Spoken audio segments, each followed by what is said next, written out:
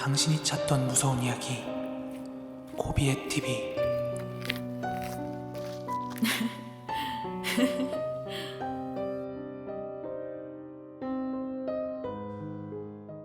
코린 여러분 안녕하세요. 코비의 TV입니다. 오늘 준비한 무서운 이야기는 과거 여러분들도 잘 알고 계시는 국영방송국 KBS에 실제로 근무를 하셨던 분께서 제보를 주신 내용이에요. 익명을 요구하셨고요. 그럼 오늘의 이야기 바로 시작하도록 하겠습니다.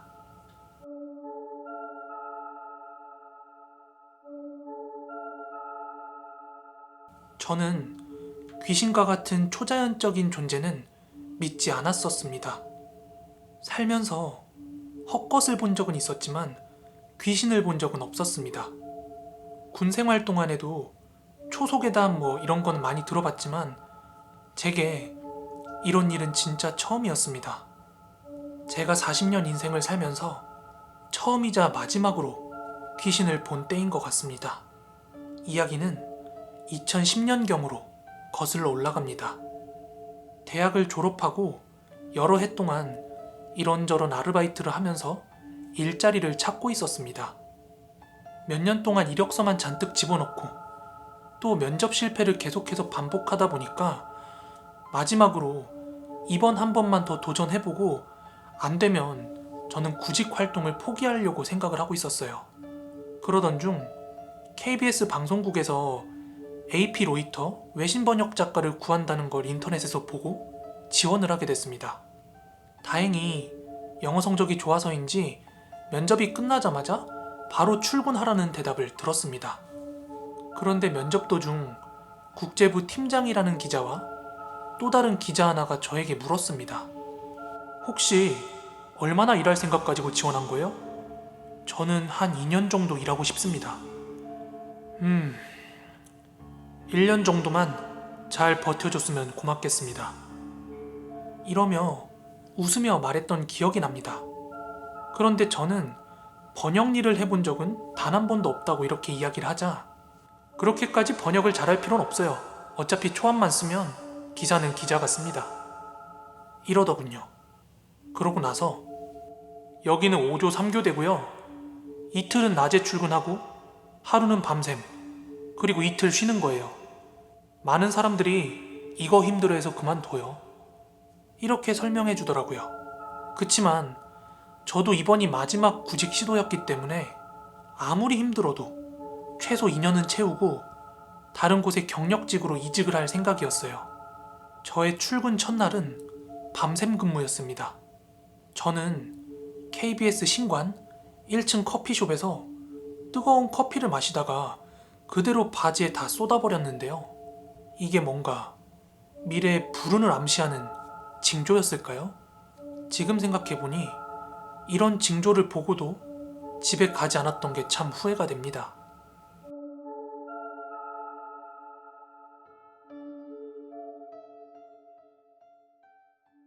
이날 저에게 업무를 설명해주던 기존 번역 작가에게 이야기를 들었습니다. 어떤 분은 업무 설명해주면 이런 일까지 할 줄 몰랐다면서 출근 첫날 집으로 가는 사람도 있었어요. 그 후 그곳에서 일하면서 느낀 것은 텃세가 너무 심하다는 것입니다. 이전부터 근무해오던 번역 작가 4명이 주간조는 주간만, 또 야간조는 야간만 할 수 있도록 근무 시간표를 임의로 바꾸고 있었습니다.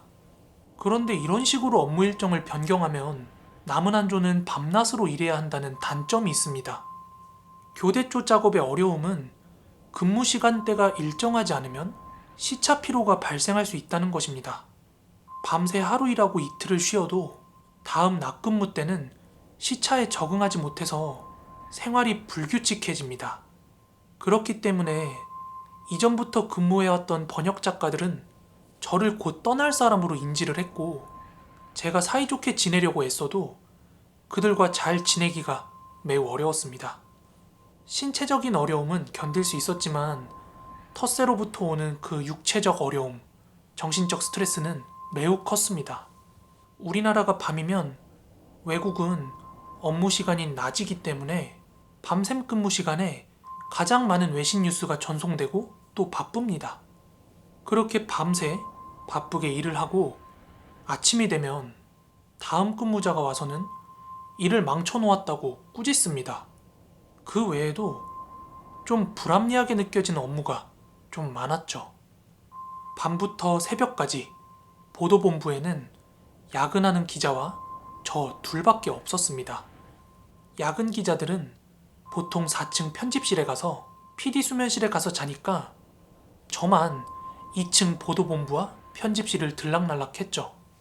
밤샘 근무 때는 모두가 퇴근한 밤에 편집실로 가서 불을 켜고는 테이프를 보관함에 놓은 다음에 나오면서 불을 꺼야 합니다.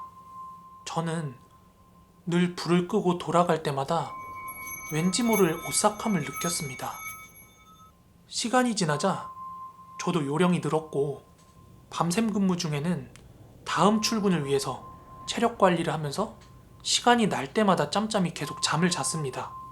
국제부 부서 한쪽에 비치 체어가 있었는데 새벽에 저만 있을 때는 거기에 누워서 졸곤 했습니다. 그리고 약 1년 후 면접을 담당했던 국제부 팀장인 그 기자가 해외 특파원으로 출국을 하게 되었습니다. 그는 저한테 점심을 사주겠다고 하면서 포기하는 사람이 많아서 참 골칫거리였는데 고맙다 이렇게 말하더라고요. 그 말을 듣고 저는 지금 제가 하고 있는 일이 힘든 일이구나 하는 생각이 들었어요. 아무튼 일을 해가는 종종 이런 일도 있었는데요. 다른 부서에서 저한테 이전에 일했던 번역 작가는 어느 부서로 옮겨갔냐, 뭐 어디 갔냐 이렇게 물어보는 경우도 있었어요. 저기 전에 일하던 번역 작가분은 어디로 옮겨가신 거예요? 그때마다 저는 뭐 더 좋은 데로 이직해 갔겠죠 이렇게 대답하곤 했어요.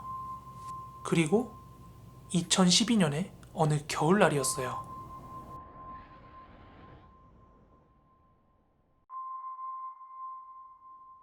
CCTV를 본 방송국 윗사람으로부터 국제부 부장이 뭐 한 소리라도 들었는지 부서 한쪽에 비치 체어를 치워버렸고 그때부터는 새벽엔 편집실에 가서 잘 수밖에 없었습니다. 그래도 좀 나은 건 보도본부에서는 밤이 돼도 불이 꺼지지 않지만 편집실은 이제 불이 꺼져 있었고 소파도 있어서 편하게 누울 수 있었어요. 또 KBS는 국영방송사이기 때문에 보도본부가 매우 크지만 겨울철에는 밤에 에너지를 절약하려고 하기 때문에 매우 춥습니다. 하지만 편집실은 기계열 때문에 매우 훈훈했습니다.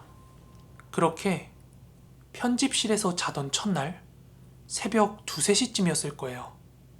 자정부터 이 새벽 2, 3시까지가 그나마 좀 한가한 시간대입니다.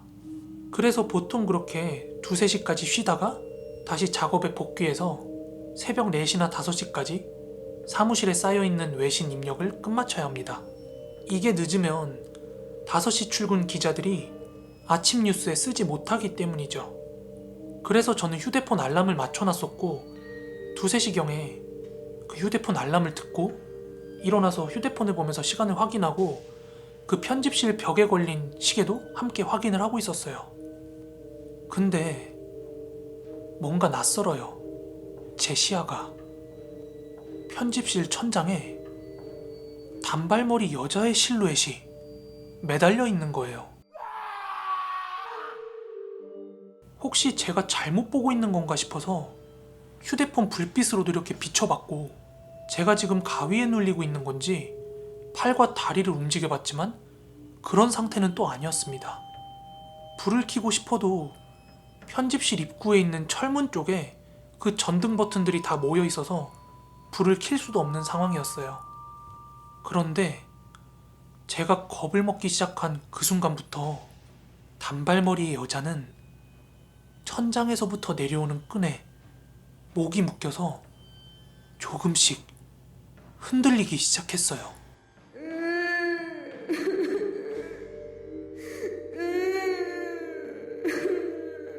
저는 뒤도 돌아보지 않고 편집실을 빠져나와서 화장실로 달려가서 숨었는데 하필이면 거기가 여자 화장실이었어요. 그래서 새벽에 출근하신 청소부 아주머니께서 저를 보고 놀라시길래 겨우겨우 해명을 하고 돌아왔습니다. 그 이후에 저는 야간 근무를 하는 동안에는 도무지 편하게 잠을 잘 수가 없었습니다. 그리고 한 번은 편집실 사람들과 점심을 먹을 기회가 생겨서 그 식사 자리에서 이야기를 하다가 제가 편집실에서 본 귀신 이야기를 한번 한 적이 있어요. 근데 갑자기 안색이 확 달라지면서 한참 잘하던 대화가 뚝 끊기는 거예요. 그렇게 말을 못하는 걸 보니 분명 뭔가 있었습니다. 방송국의 분장실 괴담쯤으로 치부를 할 걸 기대하고 그렇게 재미로 얘기를 한 거였는데 뭔가 껄끄러워하는 그 분위기 때문에 더욱 궁금해졌습니다.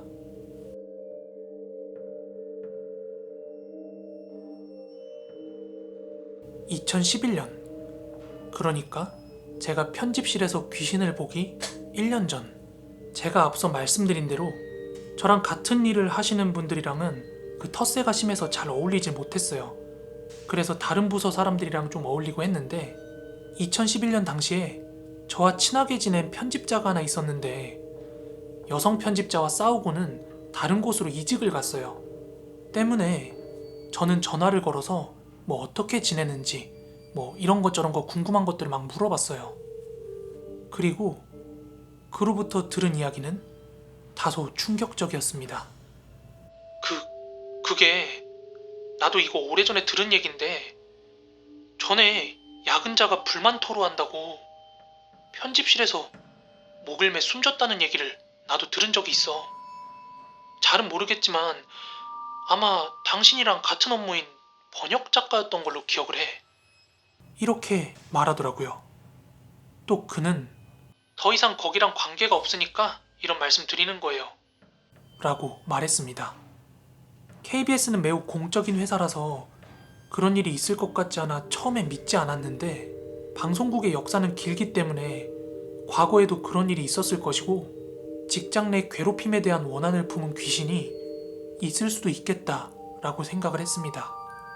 그리고 가장 의심스러운 것은 그런 사건이 발생했음에도 불구하고 다들 쉬쉬하는 분위기였다는 거죠.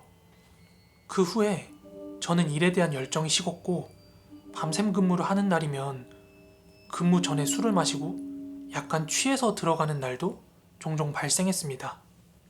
그리고 저희 어머니는 불교 신자이신데 제가 요즘 따라서 귀신을 본다 이렇게 말씀을 드리자 한 두세 번 정도 쉬는 날에 함께 절에 가서 기도도 드리고 공양미를 올린 적도 있었습니다.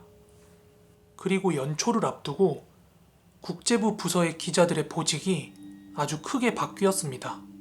새 국제부 팀장과 면담을 하고 저는 밤샘 근무할 수 없으니까 다른 시간대로 옮겨주십시오. 이렇게 말하자 그 팀장은 남자가 귀신 때문에 안 된다고 하는 겁니까? 알겠어요. 다른 사람 뽑아 메우겠습니다. 저는 약속대로 2년을 넘게 버텨서 그만둬도 사실 상관이 없었지만 이 번역 일에 익숙해져서 그만두는 게 결코 쉽지만은 않았습니다.